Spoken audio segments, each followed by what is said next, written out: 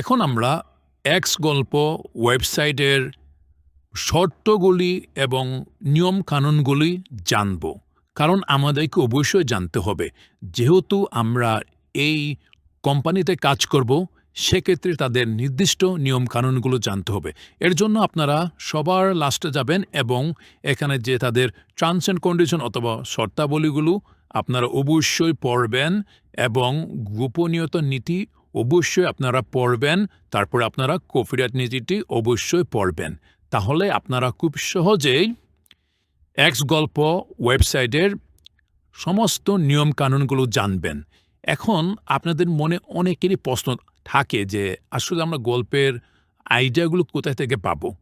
এখানে আপনারা দেখতে পাচ্ছেন যে অনেকগুলো মেনু দেখতে পাচ্ছেন, এখানে অনেকগুলো ক্যাটাগরি দেখতে পাচ্ছেন। এই ক্যাটাগরিগুলো আপনারা পড়বেন, এখানে কি কি ক্যাটাগরি আছে, তাহলে আপনারা খুব সহজেই আসলে কি সম্পর্কে গল্প লিখতে হবে এবং কি সম্পর্কে গল্প লিখলে ভালো হবে, এই ক্যাটাগরিগুলো আপনারা যদি স্টেপ বাই স্টেপ পড়াশোনা করেন কিংবা দেখেন, তাহলে আপনারা নিজের থেকেই গল্প লেখার আইডিয়াগুলো পাবেন। আপনারা অবশ্যই কোনো প্রকার এআই দিয়ে কিংবা অন্যজনের গল্প কপি করে এখানে সাবমিট করবেন না। তাহলে যে কাজটি হবে, আপনার অ্যাকাউন্টটি সারা জীবনে ব্যান্ড করে দেওয়া হবে, আপনি কোনো দিন ইনকাম করতে পারবেন না এই ওয়েবসাইট থেকে।